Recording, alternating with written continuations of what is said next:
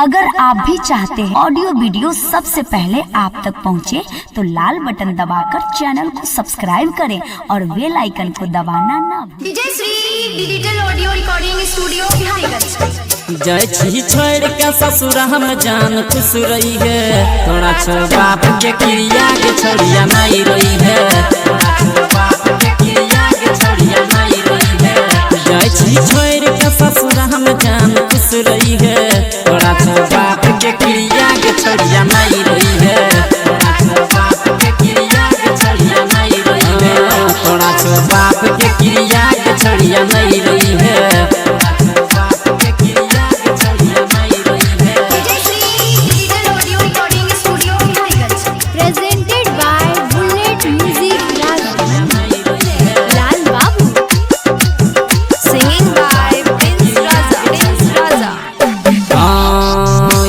जब ये तूफान हमरा कर दी है गे, चिंता नहीं करी है खून के नया सुपी है गे,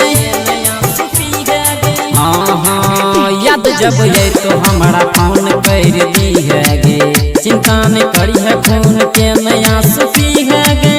रात के सपना में, हाँ रात के सपना में हमारा हाल तुई के तड़पई है, तोरा छो बाप के क्रिया के छोड़ी नहीं रही है, तोरा छो बाप के क्रिया के छोड़ी नहीं रही है।